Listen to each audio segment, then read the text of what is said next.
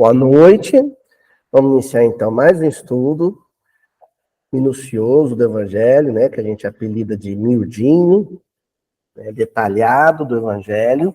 O pessoal está vindo a primeira vez, o Rio, a Tassiana, tem mais? Acho que não, né? O resto é veterano. A gente estuda o Evangelho de Mateus, capítulo por capítulo, versículo por versículo, sempre um versículo por reunião, no máximo, às vezes um mesmo versículo, várias reuniões, porque a gente é bem detalhista, né? A gente vai lá no tutano do osso, buscar aquela informação espiritual mais preciosa. E às vezes a gente se depara aí com alguns desafios interpretativos, como o de hoje, que vocês vão ver. O de hoje não é brincadeira, não. Deu trabalho, tá bom? Nós estamos atualmente no capítulo 16 do Evangelho de Mateus, naquela passagenzinha que Jesus reúne os 12 e faz uma reunião privada entre ele e os 12 discípulos.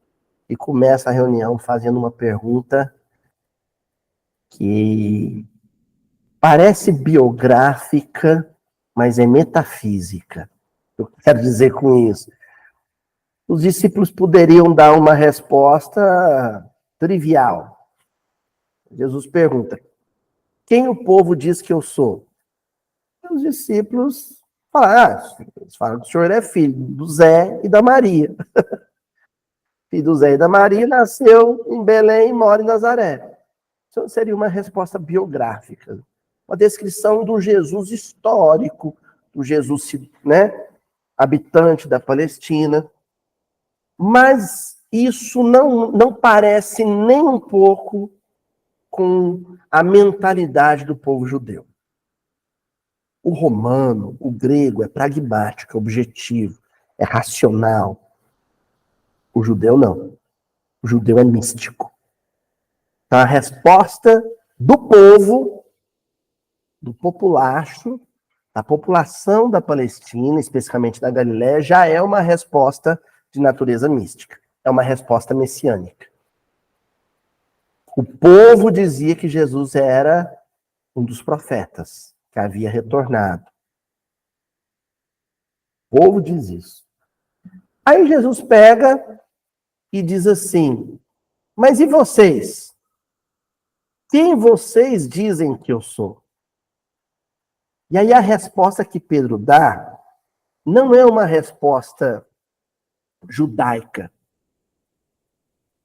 Não é uma resposta baseada em profecias, em trechos dos livros proféticos da tradição judaica. Não é. A resposta de Pedro é uma resposta cósmica. Cósmica no sentido de cosmos, amplo, imenso. O Cristo que o Pedro apresenta para a gente é um Cristo imenso, não é um Cristo limitado, restrito, diminuto. E qual que é a resposta que Pedro dá? O Senhor é o Cristo, Filho de Deus vivo, com expressões da época, que nós cuidamos de trocar em miúdos. O Deus vivo é o Deus ativo, é o Deus que cria, que recria, que constrói, desconstrói, mantém, conserva, reinventa. É um Deus operante. Se o Cristo é o arquétipo, o modelo, de fato, a imagem e semelhança de Deus, o Cristo também é um Cristo que cria, recria, age, cura, renova, regenera. E aí nós achamos aqui uma palavra que melhor definiria essas características que Pedro reconhece em Deus e em Jesus. Um Deus operário. Um Cristo operário. E por que Pedro tem essa sensibilidade de falar, não, o senhor é um trabalhador, incansável. Cristo já tinha dito para os discípulos: meu pai trabalha até hoje e eu trabalho também. Por que Pedro, justamente Pedro, tem essa sensibilidade, essa delicadeza de percepção? Porque ele não conhece Jesus, ele se reconhece em Jesus. Ele, Pedro, é um operário, é um pescador. Ele também é alguém que trabalha por amor. Porque o pai de família, ele trabalha por amor. O cuidado com a prole. A diferença é que o pai de família humano tem uma prole que se resume à esposa e os filhos. A mãe de família humana tem uma prole que se resume ao esposo e os filhos. A prole de Jesus é a humanidade inteira. Essa é a diferença. A família do Cristo é a humanidade toda. A prole de Deus é o universo todo. Mas o princípio do trabalho realizado por amor, do trabalho de cuidar, de zelar, de manter, é o mesmo. Entenderam isso, gente? Tá claro? O bate-papo de Jesus com os discípulos, ele teve dois níveis. Um primeiro nível era dizer, olha, as pessoas têm uma visão superficial da minha presença. As pessoas ordinárias, comuns, que existem, não vivem, né? Que acorda, come, trabalha, come de novo, toma banho, dorme, acorda, trabalha, sabe? As pessoas têm uma percepção simples demais, excessivamente simples da minha presença. Vocês não. Vocês 12, isso incluía até o próprio Judas, devem ter uma visão mais profunda. Pedro é o porta-voz. Ele é o porta-voz e fala em nome dos outros 12. O Senhor é o Cristo de Deus, é o Filho de Deus vivo. O Senhor é o Filho de Deus vivo. Então, a percepção de Pedro é essa, de um Cristo ativo, operante, realizador, que renova o tempo inteiro. Tanto é que os evangelhos têm características diferentes. Eu já disse isso para vocês numa ocasião. O evangelho de Marcos tem exatamente essa característica, porque é o evangelho das memórias de Pedro. Marcos não conviveu com Jesus. Marcos foi um mero redator que anotou, registrou as memórias de quem conviveu com Jesus, de Pedro. Então, olha só que interessante. Enquanto nos outros evangelhos Jesus faz discursos e age, no evangelho de Marcos, Jesus só age. Ele só realiza. Ele só opera. Cura aqui, multiplica pão ali, consola acolá. É um Cristo ativo, o tempo inteiro ativo. Essa é a característica do evangelho de Marcos, que são as memórias de Pedro. É como Pedro o percebia. Né? Aí na semana passada, no versículo anterior, Jesus fala assim, olha, e por que você teve essa percepção tão precisa de qual é a minha função no mundo? Você vai ter um papel de liderança dentro do grupo.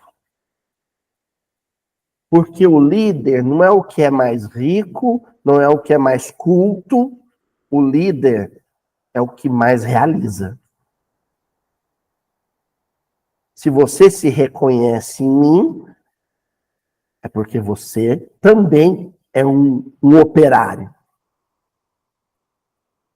O líder não pode ser um patrão. O líder tem que ser o operário.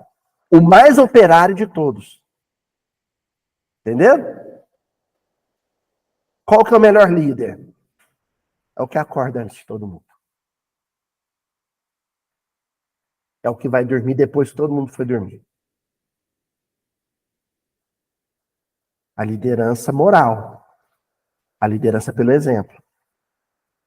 Aí nós encerramos isso a semana passada. Quando chega hoje, é o versículo em que Jesus vai dar um título para ele. Esse versículo aqui é muito controverso porque ele foi a base da edificação de uma instituição humana, a maior instituição da história do Ocidente, a Igreja Católica. Ela vai se fundamentar aqui. Se o fundador da Igreja de Roma é Pedro, e Pedro é escolhido por Jesus como o líder, o grande líder, quer dizer que a Igreja de Roma é a grande líder. E daí se edifica, né, castelos e castelos de ilusões humanas, tudo por um equívoco de interpretação em torno dessa passagem que nós vamos ver hoje. Que passagem é essa?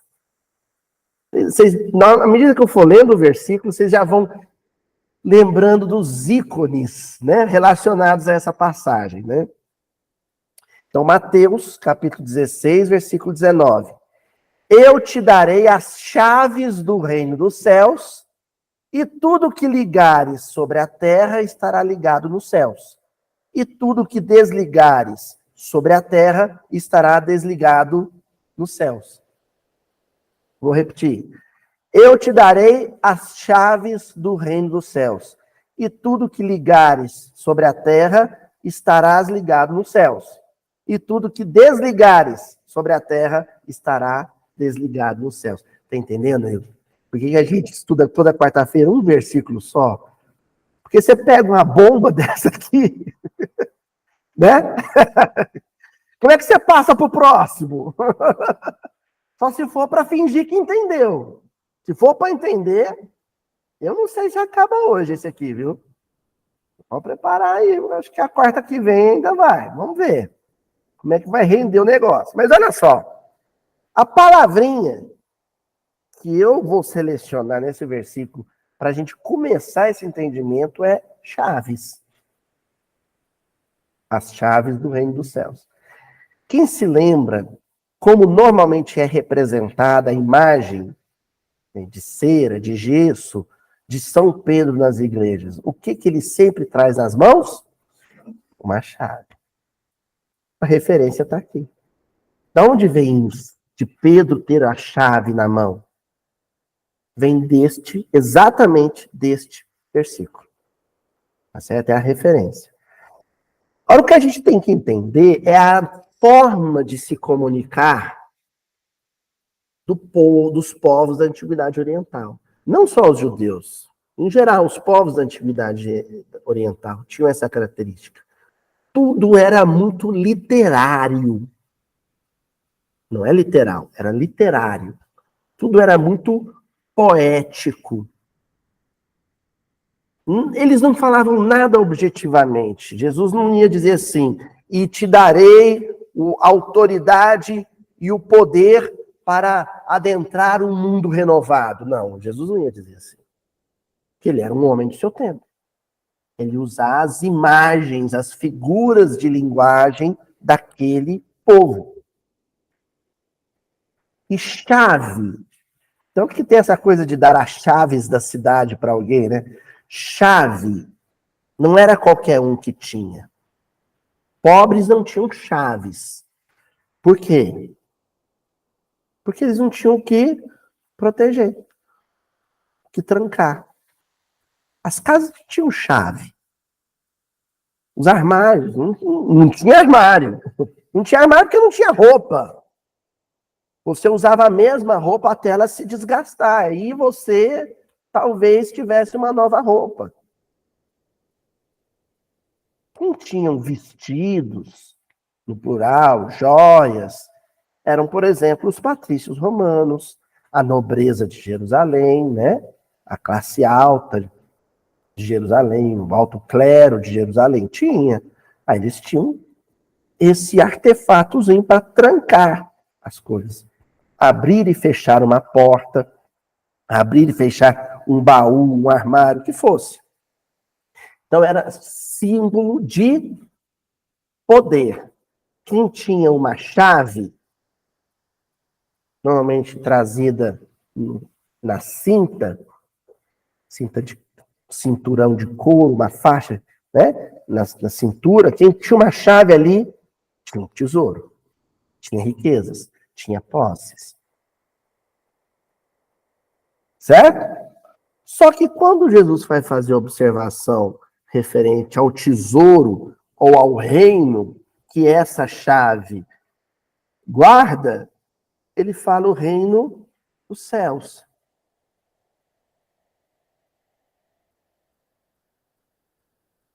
E a gente já estudou esse conceito aqui. Reino do céu não é algo fora. Reino do céu é dentro. E reino do céu não é algo além. Não é um quando. Reino dos céus é agora. Reino dos céus é aqui e agora. A ingenuidade interpretativa da multidão que acompanhava Jesus até podia pensar, reino dos céus, no local, tem uma passagem no Contos e Pontos, no Pontos e Contos, no Humberto de Campos, do Zacarias, um curtidor de couro, que pergunta para Jesus, na inocência, assim, olha para o lado, né? Vai contar só para mim, né? Onde é que fica? Fica o que, Zacarias? O reino dos céus. É uma ilha, é um vale, é uma montanha, onde é que fica? É uma cidade, é um condomínio. Onde é que é o tal reino dos céus? Fica aí, né, no Caribe? É um resort, é subterrâneo. Cadê o reino dos céus? Inocência, não é um lugar físico. Oi? Aí na Idade Média, né, Flavinha? Aí vem a percepção, não é na Terra. Sim, além das nuvens, né? Gente, só se for numa concepção terraplanista, né? Porque numa concepção da Terra esférica não tem céu. Não tem alto nem baixo. Nem lado. O universo ele é infinito para todos os lados. Não tem céu. Onde é que fica? E aí, onde é que é o reino dos céus? Então não tem um onde, quando você fala em reino dos céus. E também não tem um quando, porque aí também tem aquela ideia, já sei. E isso é a concepção de muitos espíritas, hein? Reino dos céus é a terra renovada, é o planeta renovado. É quando a terra for um lugar de paz e amor. Aí é o reino dos céus. Não.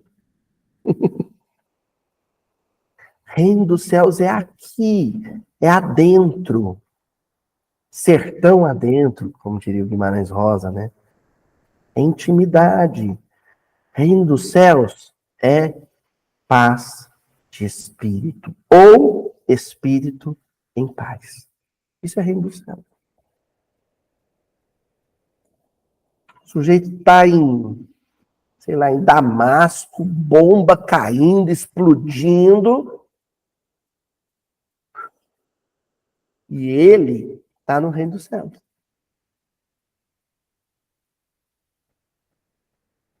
Né?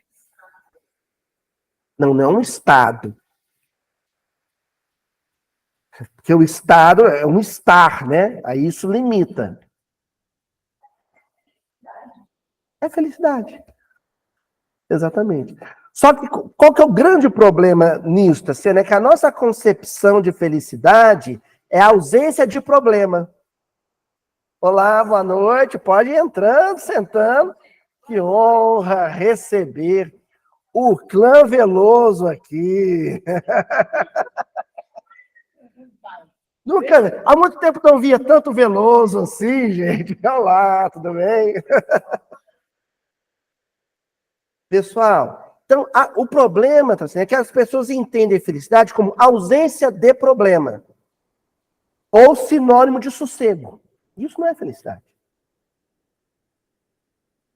Felicidade é equilíbrio, sanidade, serenidade estabilidade emocional no problema, com o problema. Entendeu a diferença? Porque senão você se torna dependente de fatores externos para ser feliz. Para eu ser feliz, primeiro, saúde plena, não pode ter doença. Depois, ninguém que eu amo pode estar doente. Depois, tem que ter dinheiro para não faltar nada. Aí pronto. Aí eu fico totalmente à mercê das variantes do mundo. Ninguém pode me encher a paciência, me xingar, me ofender, me humilhar. Uai, não. Reino dos céus é eu estou bem. Eu estou bem, estou calmo, estou feliz. Em qualquer circunstância e com quaisquer pessoas. Pronto. Isso é felicidade. Isso é o reino dos céus.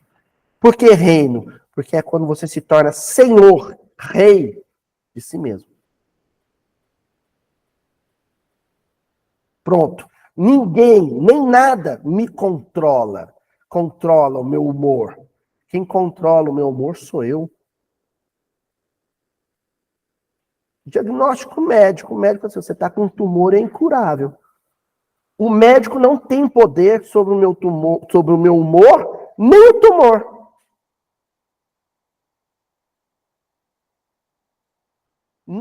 O diagnóstico médico não é o senhor do meu mundo íntimo. O senhor do meu mundo íntimo sou eu.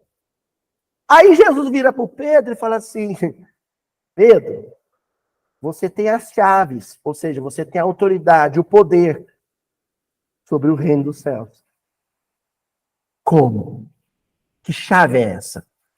Qual que é a chave que te permite abrir e adentrar esse ambiente íntimo de paz absoluta e incorruptível? Qual que é a chave? Aí vem o machal. Machal é uma palavra hebraica que significa muitas coisas. Que a gente, por exemplo, chama de parábolas. Sabe as parábolas? É machal. Machal, no plural, né, os mechalim, é parábola, anedota, enigma, charada. Os ditados, sabe ditado popular? Diga-me com que andas. Isso é um machal. Isso tudo é machal. O que Jesus faz? Ele joga um enigma. Um enigma em seguida. Primeiro ele fala: Pedro, você vai se tornar senhor do reino dos céus. E eu vou te dar agora a chave, o código, a senha para conseguir esse feito.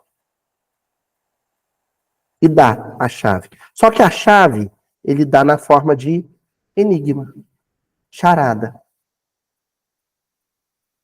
A charada é a seguinte: tudo que ligares sobre a terra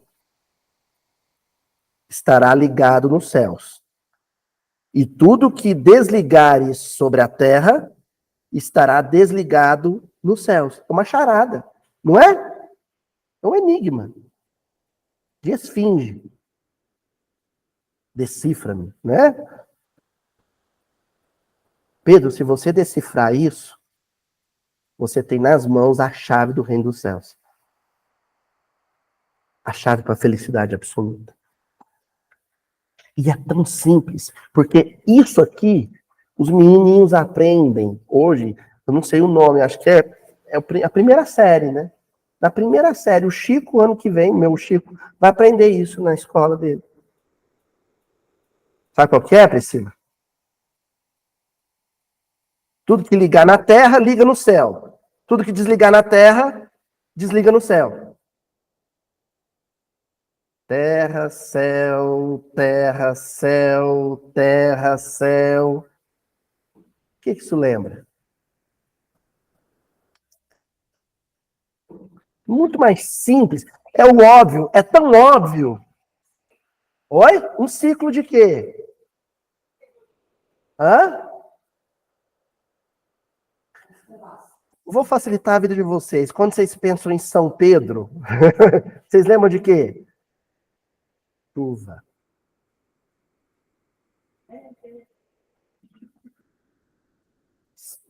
Liga na terra, tem rio, tem lago. O que acontece com a água? Evapora. Aí liga no céu. O que vira vapor no céu? Nuvem. Aí a nuvem precipita.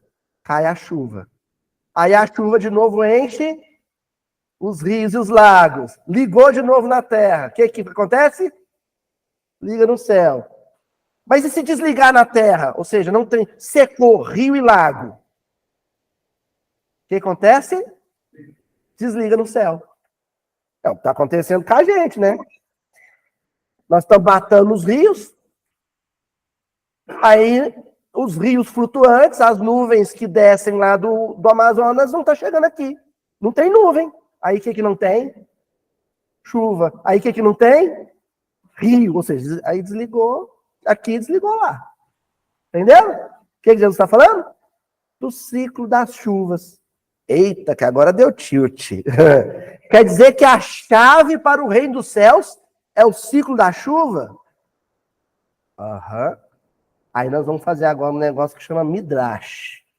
O Midrash é você sair catando versículos ao longo de todos os textos bíblicos, do Velho e do Novo Testamento, como se cada desses versículos fosse uma pérola, e você vai formar um colar de pérola. Os hebreus chamam de harizá. Você vai fazer um alinhavo. Vai juntar pedaços. Então, vamos lá? Bom, primeiro eu tenho que falar um pouco sobre a natureza da região. Nós estamos na Palestina, faz de conta. Estamos na Palestina, século I, na Galileia, certo? Só vai chover na Galileia 2 vezes no ano. Basicamente 2 vezes no ano. Às vezes no inverno cai, mas quando cai a chuva no inverno, o negócio é feio. Que aí são as torrentes. Aí a inundação é tragédia. Mas a chuva gostosa, a chuva necessária, útil, só cai 2 chuvas. Uma é a chuva outonal, é a chuva do outono, hemisfério norte. Então é aquela chuva lá do outubro, novembro, final de outubro, começo de novembro. Aí cai chuva.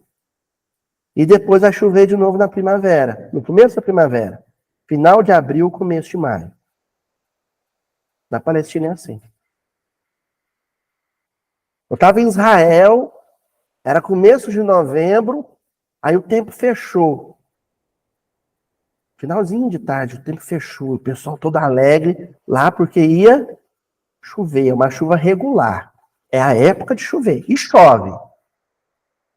Essa chuva, que eles chamam de morê ou iorê, essa aí é a chuva temporã. É a chuva antecipada. Não chove muito nessa época, não. Mas chove. Em outono, no outono. Por que essa chuva, ela em si, já é tão importante para eles? Porque é a época que você vai preparar o solo para semear. Então vem e chove. Aí deixa a terra úmida. É a época, eles já sabem, caiu a primeira chuva, passar o arado na terra. Entendeu, Sadel? Passar o arado na terra, preparar a terra, tirar as pedras, os tocos, as raízes, limpa o solo e ara ele. Para fazer o quê? Semear. Você tem que semear nesse período de chuva. Morê e oré. É o período de chuva outonal. Certo? Aí em seguida vem o inverno. Aí normalmente não chove. De vez em quando cai uma tempestade. Mas essas chuvas de inverno, elas não são úteis. Quando elas acontecem, é tragédia. Porque aí é tempestade, é coisa feia. Tá? Mas normalmente não chove. Aí vai vir a primavera. Quando chegar na primavera, o que aconteceu? Aquela semente que foi semeada no outono já brotou, certo? E ela vai começar a florescência. Vai começar a florir e, consequentemente, dar fruto. Precisa chover de novo. E a chuva vem na primavera. Eles chamam de chuva serôdia, né? Ou também chamada de malkosh, em hebraico. A chuva malkosh é a chuva de primavera. É a chuva do abril-maio. Essa é a chuva que chove na hora da flor desabrochar. Se não chover, não tem fruto. Não tem espiga. Não tem grão. Entendeu? Então são duas chuvas. Correto? Tem que chover. E chove. Quem lida com o campo sabe que naquela época tem que chover. Se não chover...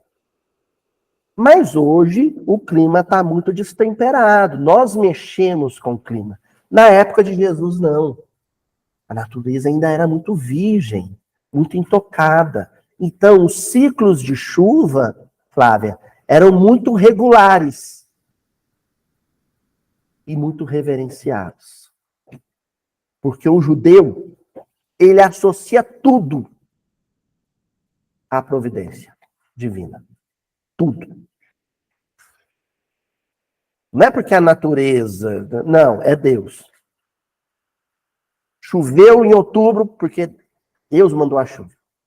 Choveu na primavera porque Deus mandou a chuva. Certo? Pois bem. Aí vem os versículos que fazem referência a esses dois ciclos de chuva. Eu vou... Como vocês não estão aqui visualizando, porque para o pessoal de casa que vai ver na internet eu já sublinhei. Mas vocês não estão visualizando, então eu vou dar um acento vocal, viu? Então, vamos lá. Deuteronômio, um dos livros do Pentateuco Mosaico, capítulo 32, versículo 2. Olha lá. Gotege a minha doutrina, como a chuva. Destile a minha palavra como orvalho, como chuvisco sobre a erva e como gotas de água sobre a relva. A minha doutrina, como a chuva. Primeiro versículo. Está associando ensinamento, lição, espiritualidade, revelação. A qual fenômeno? A chuva. Opa! É assim que a gente acha os códigos. É assim que a gente acha as referências. Aí você já fica atento. Opa, parece. Aí você já fala assim para você mesmo. Na hora que você vai estudar. Eu desconfio, tem um trem aí.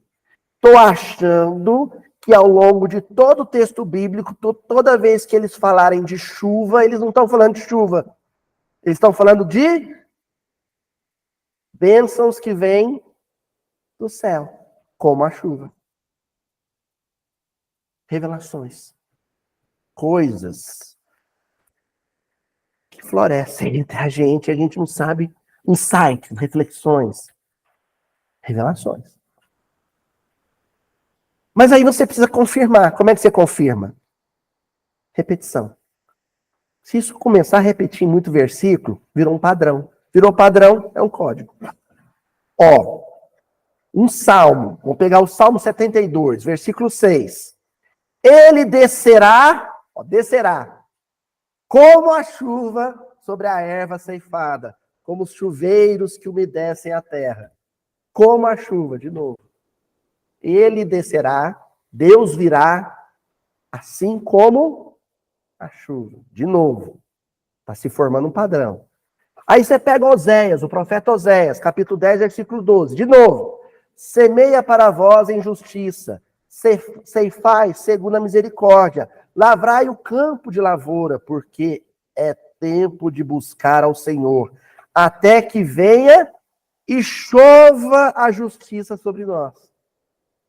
Chova a justiça sobre nós. Pronto. Com 3 versículos, a gente poderia ficar aqui à noite. Eu estou dando uma amostra para vocês. Vocês já percebem um padrão. Na Bíblia, toda vez que estiver falando de chuva, está fazendo referência a inspirações, revelações, sabedorias que nos chegam do alto. O que é isso? Chega do alto. É aquilo que sopra no seu ouvido. Entendeu? Não para por aí. Porque aí a gente tem que... A grande charada, o enigma do versículo de hoje é esse. Saber como que essa questão da chuva se associa a essa conquista ou edificação do reino de Deus, ou reino dos céus em nós. Vamos atrás de outros padrões. Olha, de novo Deuteronômio. Capítulo 11, versículo 14. Então, de novo, um livro do Pentateuco de Moisés, os 5 livros de Moisés. Ó.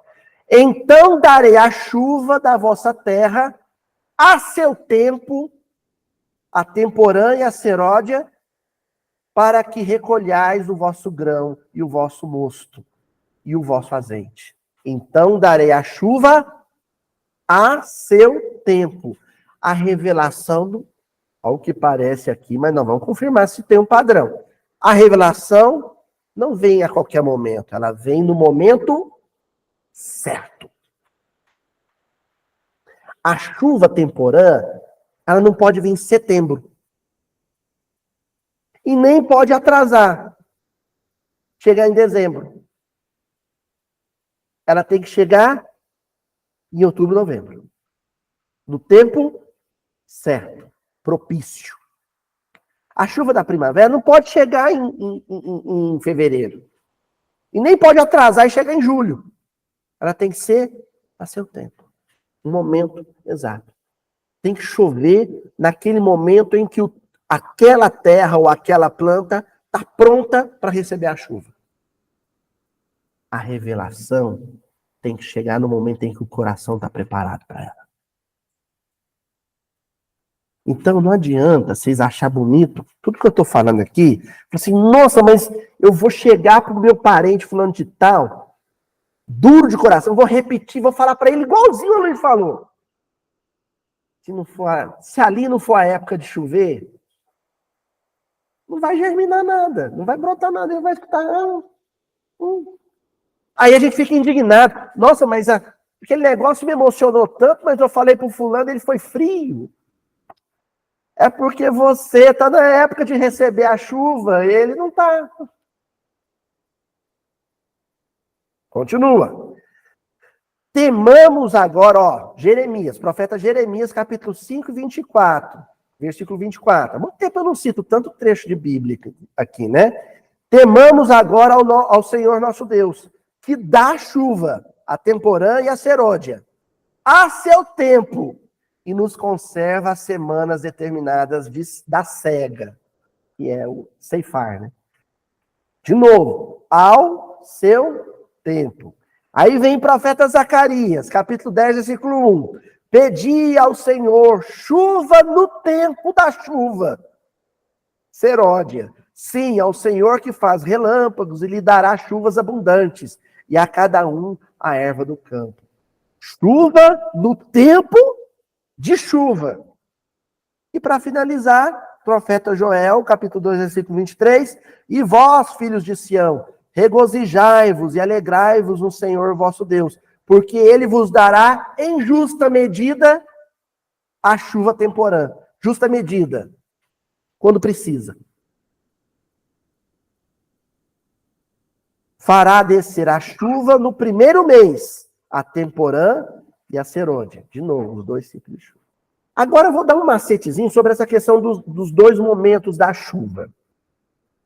Uma é a chuva de quando vai ser semeado. A outra é a chuva de quando a planta está madura e pronta para florescer e frutecer. Correto? Então, eu não tenho noção de espiritualidade nenhuma. Nunca me interessei por espiritualidade, nunca me interessei por religião, nunca cogitei o que tem depois da morte, nunca perguntei de onde eu vim, quem que criou o mundo, nada. Eu sou completamente alheio a isso tudo. Eu sou a terra virgem. Certo? Para semear, precisa machucar a terra. Mas para machucar a terra, ela precisa estar pronta para ser machucada. Para esse coração receber um insight, uma ideia, uma noção de vida superior, primeiro ele tem que passar por uma provação muito grande. Mas para ele passar por uma provação muito grande, primeiro ele tem que receber as primeiras lições. Entenderam?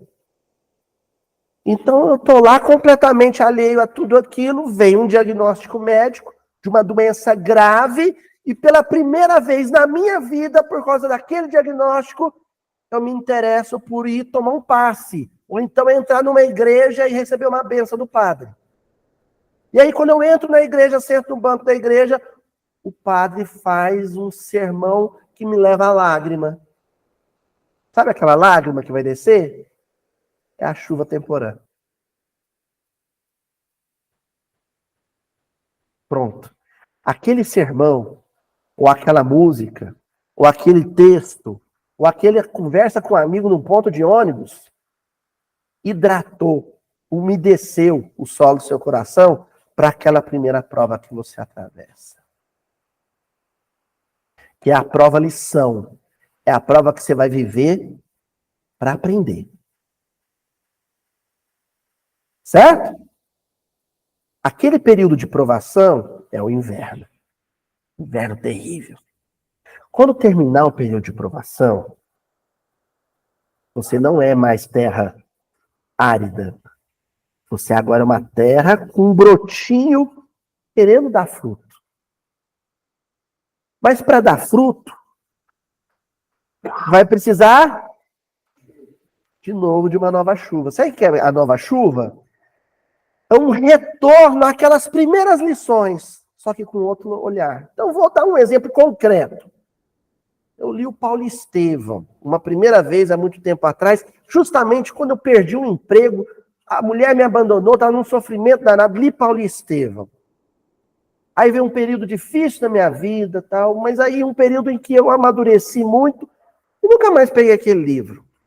Aí lá na frente, um dia me vem inspiração, alguém sugere, ou alguém indica, ou alguém me presenteia, e eu, nossa, o Paulo Estevão, há quantos anos eu não leio Paulo Estevão? Aí vai vir a segunda chuva, vai vir a segunda leitura do Paulo Estevão, não é a mesma. Não é a mesma. É outro momento. É outra chuva para se viver um outro momento. Eita, eu li o Paulo Estevão, a segunda vez que eu li o Paulo Estevão, não foi para enfrentar um câncer ou um desemprego. Agora é para montar um orfanato. Agora é para ir para a África. Agora é para dar fruto. Eu percebi coisas no livro, lições, que eu não percebi na primeira lição, na primeira leitura. Porque é um outro momento. Tem chuva de outono e tem chuva de inverno, de primavera. Aí vai vir momentos difíceis? Vai, o verão. O verão lá é terrível, porque ele é seco. Nosso verão aqui é chuvoso, lá é seco. E é o tempo da cega, da ceifa. Mas aí, quando você sofrer depois da chuva de primavera, depois dessa segunda lição, não é mais para aprender, é para ensinar. Porque ou você sofre para aprender, ou você sofre para ensinar como se sofre.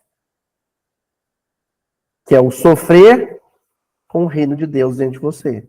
É quando você sofre sem murmurar. Quando você sofre com um sorriso no rosto. Já é outro momento. É outra etapa. A chave do reino dos céus. Entender a chuva? Pronto. Pedro, eu vou te dar a chave que vai com a qual você vai acessar o reino dos céus. Sabe qual que é a chave? É saber que existem ciclos e chuvas de bênçãos em momentos exatos para cada pessoa. É a chave isso aí é a chave da paz, de viver em paz. Porque aí, quando o outro for ranzinza com você você olha para ele e fala assim, ele ainda nem recebeu a chuva de outono.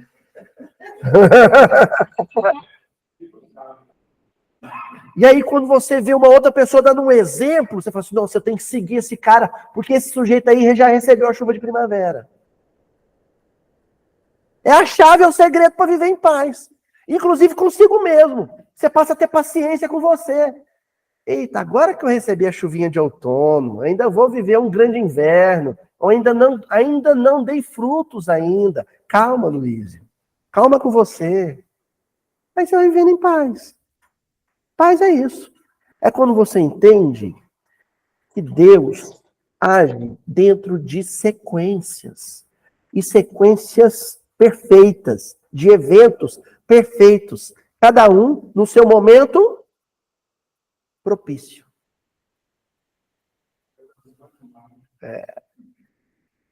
Onde é semente, onde é broto, onde é árvore, onde é fruto.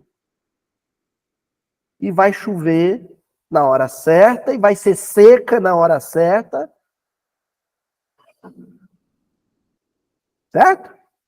Aí eu trouxe algumas liçõezinhas. O Pedro, ele foi aprendendo isso, né? Aí ele foi aprendendo a viver com os colegas, ele não sabia isso. Ele era destemperado. Sabe por quê? Ele não sabia lidar com as pessoas. E não sabia lidar com as pessoas porque ele queria constranger as pessoas a perceberem Jesus como ele já percebia. Aí ele não vivia em paz, ele vivia em angústia, em aflição, em desespero. Os pais, quando tem um filho imaturo, eles sofrem porque o filho não está no momento dele, né? Não, mas o meu filho, eu já tô dando fruto, por que você não dá fruto também? Está escrito na testa do filho, pai, nem é outono para mim ainda. Nem a primeira chuva veio ainda, pai. A gente sofre com um colega de trabalho durão, difícil, por isso. Né? A Ana Cristina vivia em paz comigo, porque ela entendia a minha imaturidade. Ela sabia, ela tinha calma, paciência comigo. Ela falava assim, ele vai melhorar. Às vezes até vai fazer uns estudozinhos na quarta-feira. Ela foi paciente comigo. Aí eu separei um texto do Emmanuel, no livro Bênção de Paz, capítulo 60. Olha o título do texto, Paciência e Construção. E o Emmanuel vai comentar uma carta de Paulo, na Epístola aos Coríntios, capítulo 3, versículo 4, que o Paulo fala assim, a caridade é paciente. Sabe o que equivale a dizer que a caridade é paciente? A caridade é sábia. Algumas traduções, o amor é paciente. Né? O amor, a caridade, o ágape é sábio. Sabe esperar o tempo propício de germinar, de florescer do outro. Aí o Emmanuel vem comentar, ele começa dizendo assim, abre aspas, indiscutivelmente não consegues corrigir, como talvez desejes, os desacertos da humanidade. Quem não tem essa sensação quando vê um jornal? Mas é possível ajustar o próprio coração à lei do amor, a fim de que a redenção do mundo encontre em ti mesmo o ponto necessário da expansão. Ajustar o próprio coração à lei do amor. Qual que é a lei do amor? A lei das chuvas. O ciclo de chuva é o amor. É o amor de Deus. Ajusta seu coração a essa regra, a essa norma da existência, de que nada se antecipa e nada se atrasa. Tudo é num momento propício, preciso. Ajusta seu coração a essa lógica, que é a lógica de Deus, e pronto. Você vai entender o mundo, como o mundo é. O mundo é uma profusão de temperamentos, de personalidades, em momentos evolutivos, em momentos de desenvolvimento diferentes. Então, o mundo é caótico. e você no meio dele. Quando é que eu começo a viver em paz? Quando eu ajusto o meu coração a essa realidade. O mundo é o que é. As pessoas são porque são. Porque nenhuma está no mesmo momento de maturidade psicoemocional do outro. São momentos diferentes. E o meu dever para com a minha própria paz é o de compreender isso e aceitar. Paciência. O Jerônimo Mendonça, lá de Tuiutaba, ele falava numa trovinha dele, né? Paciência, o nome já diz, é a ciência da paz. É uma ciência. Exige estudo, experimento, trabalho, reflexão, é uma ciência. Até você achar a fórmula perfeita. O fruto das suas pesquisas íntimas. A paz. O Emmanuel pega e fala assim: não julgues, porém, que pressa ou violência sejam climas adequados, clima interior, de ação para a vitória do bem. Toda pressa em relação ao crescimento psicológico do outro é uma forma de violência. Todas as vezes que você exige alguém, que alguém seja aquilo que ela ainda não dá conta de ser, você está agindo com violência. Não é, Luana? Se ela está lá, os tomatinhos, não está dando fruto ainda, porque não adquiriu a altura. Se a senhora pega o caule e estica e puxa, se a senhora fizer isso, o que acontece com o tomate? Se arrebenta todo.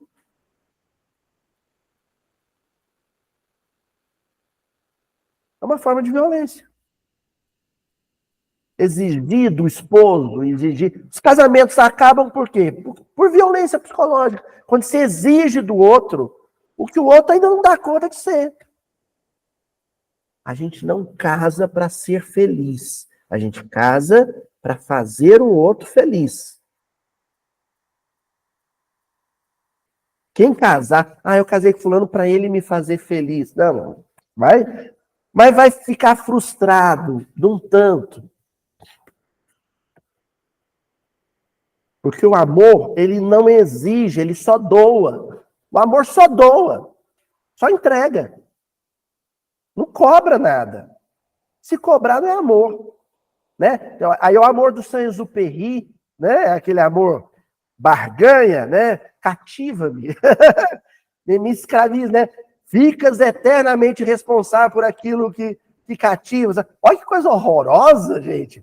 Ser eternamente escravo do outro. Não, isso não existe. O amor deixa aí. Fica aí, vai.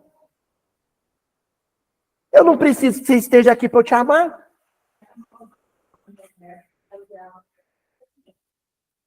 Não, o amor de sempre. A terra, o homem, sempre teve essa noção do amor permuta.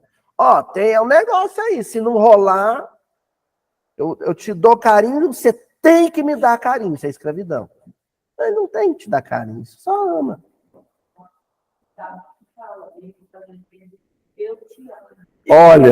Olha que absurdo, Djavan. Djavan, eu te amo, Djavan.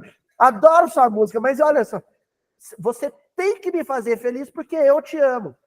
Isso é de uma violência, de um autoritarismo que não tem nada a ver com subserviência, não é disso. Com submissão. Nós não estamos falando disso. Nós estamos falando de amor. Porque a submissão também é uma forma de barganha. Quando eu curvo para o meu Senhor, eu estou dizendo para o meu Senhor, cativa-me. Olha, né?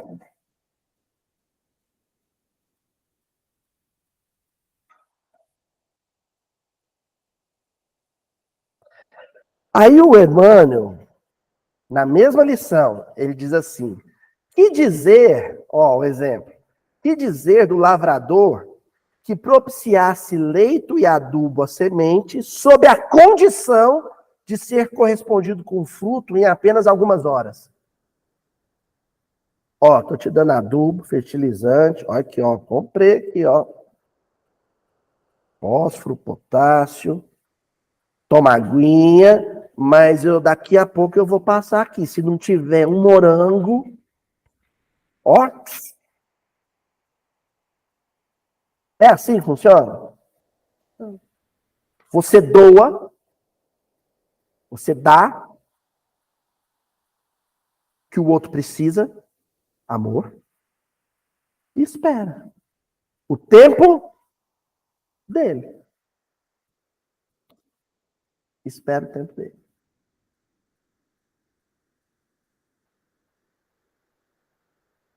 Sabe, o amor esperar. Eu li isso em algum livro. Era um livro bom. Eu não lembro, eu não lembro direito que livro que foi, mas sabe, o amor esperar. Tem até uma música também, eu não lembro onde, mas acho que é boa. Djavan? Não, não é do Djavan, não. Ó, auxilia aqueles a quem amas. No entanto, não lhes solicites espetáculos de entendimento e gratidão, que ainda não sejam capazes de oferecer. Pensou que maldade eu chegar para o Francisco entregar meu Bourdieu e falar, ó, filho, lê aqui. Agora mesmo nós vai conversar sobre o Pierre Bourdieu. Não rola. Ele é que me chega com, né, com chamex. Ô pai, olha que legal que eu fiz uns homens palito ali. Que massa, cara! E a gente senta ali para... É o inverso. Porque eu tenho que respeitar o desenvolvimento dele. Se existe esse respeito na pedagogia, por que não existe esse respeito na vida?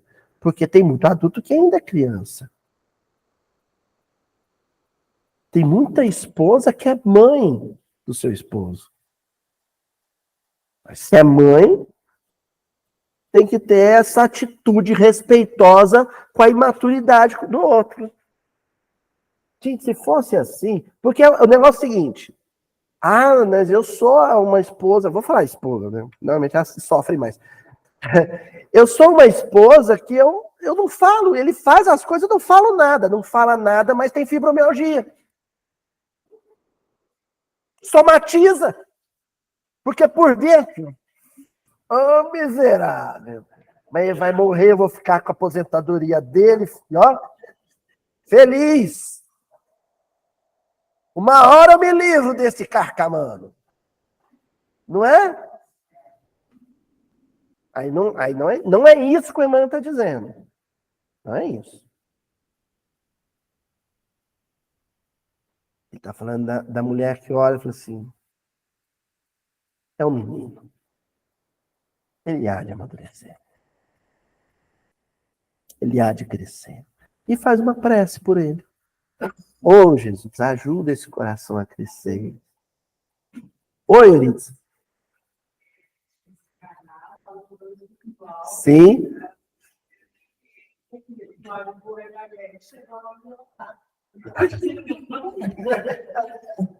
Essas piadas espíritas são terríveis. São terríveis. É, mas espírita é um bicho custoso. Ó, que vindo da Euridice, logo da Euridice, né? Se ainda fosse minha mãe. Mas nosso oráculo, né? Uma mulher séria, né? Mas enfim, o Emmanuel pega e diz assim, ô, gente, nós temos visita hoje. Vamos comportar, Euridice.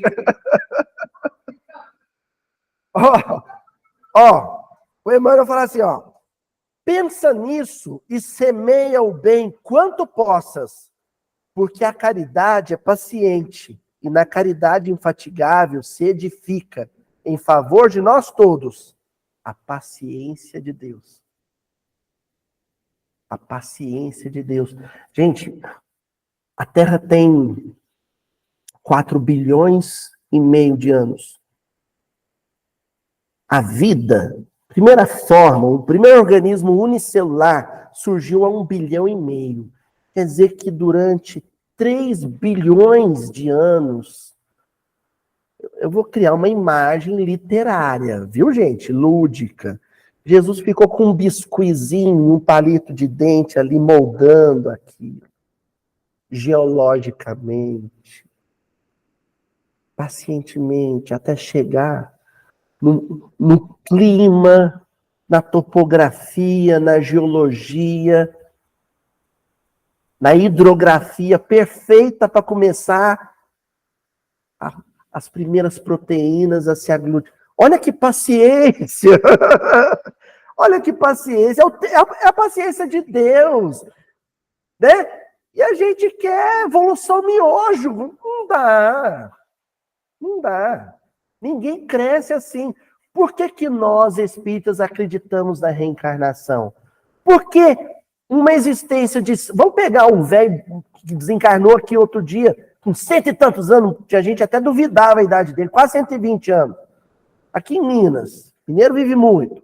É como Torres, vive muito. Né? A Torres, a Pinguinha, vai longe. Mas, enfim, 120 anos é muito pouco tempo para você amadurecer. A lógica da reencarnação é essa. Deus não é burro. Em só 120 anos, uma alma cresce.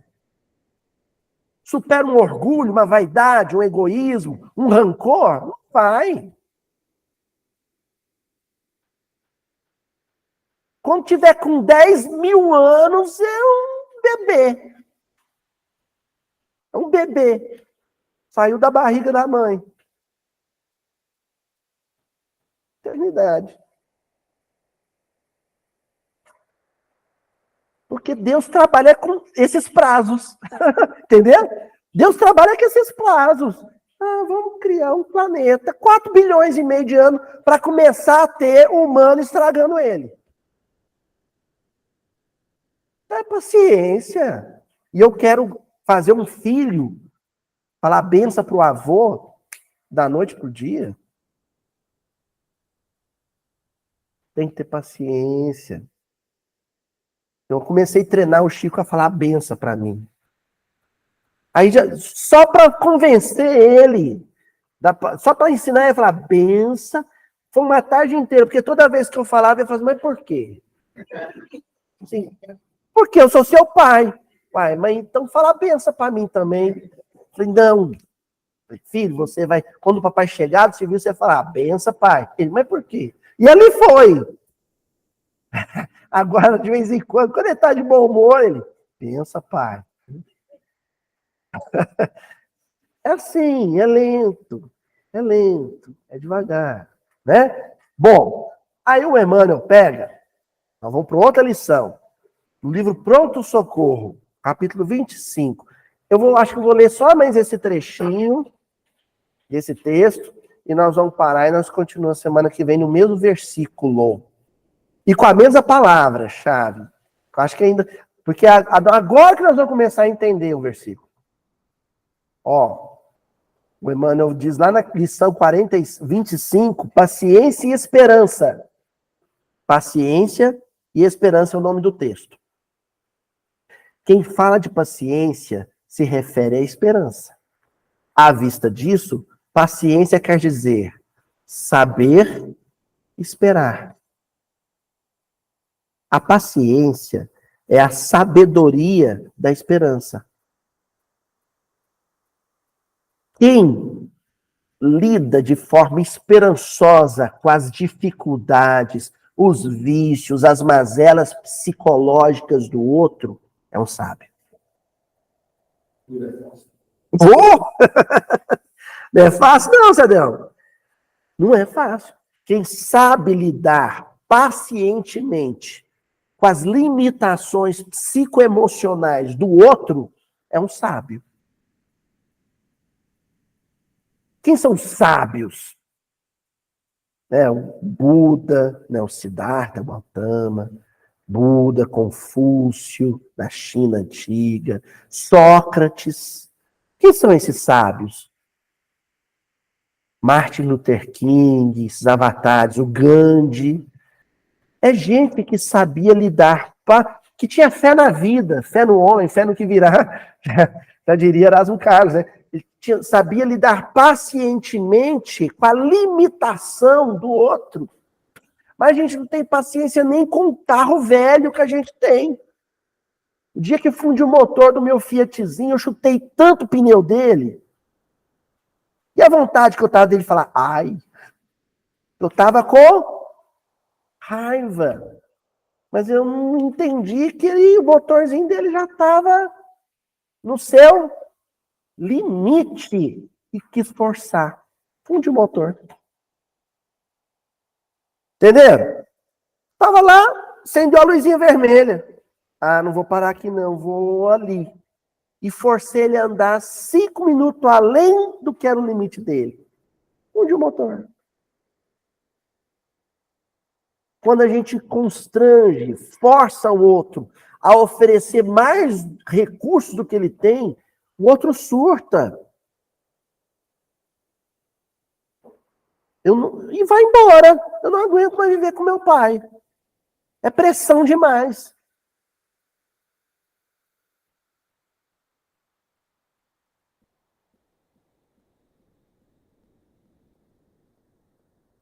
Tem uma música do Raul Seixas que eu adoro, que ele fala assim: eu calço é 37. Meu pai me dá 36. Dói, mas no dia seguinte, aperto o meu pé outra vez. Pai, eu já estou indo embora. Pode apostar, pode acreditar que eu aposto. Vou escolher meu sapato e andar do jeito que eu gosto. É onde o filho se afasta. Se afasta porque não suporta mais a pressão de um pai ou de uma mãe que exige mais do que ele dá conta. Pior ainda quando tem um irmão de paralelo, né? Olha aí o seu irmão. Por que você não é igual ao seu irmão? Por que você não faz igual ao seu irmão? Porque eu não sou meu irmão. Simples assim. Essa sabedoria do tempo da chuva é a sabedoria com que Jesus lidou com seus 12 filhos diretos. Aqui. Porque quando Judas chegou, ele deu um beijo em Jesus. Jesus olhou para ele, sabendo o que ele estava fazendo ali, e falou assim: aqui vens, amigo. O Emmanuel, tem um texto lindo que o Emmanuel fala assim: até na última hora, após o beijo da traição, Jesus, para fazer essa pergunta, sabendo qual era a resposta, chamou Judas de amigo. E aí depois Humberto Campos tem uma lição lindíssima do Humberto Campos, o Cristo crucificado na cruz, a visão espiritual lindíssima dos anjos rodeando a cruz, em revoada, e aí um dos anjos se aproxima do peito de Jesus, e Jesus sussurra uma ordem no ouvido dele. E Humberto Campos revela qual que é a ordem. Vai buscar Judas. Ele tinha acabado de se suicidar. Vai buscar Judas. É a chave do reino dos céus. Vai lá ajudar meu amigo, porque os colegas estão na chuva de primavera, ele agora que vai começar a receber a chuva de outono, mas ajuda meu amigo, porque eu acredito no potencial dele, do que ele pode vir a ser. E será no tempo oportuno. Essa é a chave do reino dos céus. É a chave da paz, é intransferível, incorruptível e íntima. Essa paz você não consegue transferir. Ela é imperecível, incorruptível e é interior. É o segredo da vida. Saber respeitar o tempo do outro. Certinho? Pode falar, Rudão.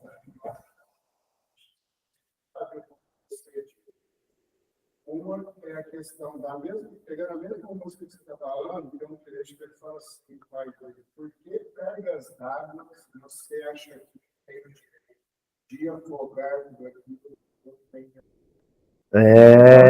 Demais também, né? É a justa medida, né? Que citou aqui. É a justa medida. Por que cargas d'água você acha que tem o direito de sufocar ou afogar tudo aquilo que eu trago no meu peito?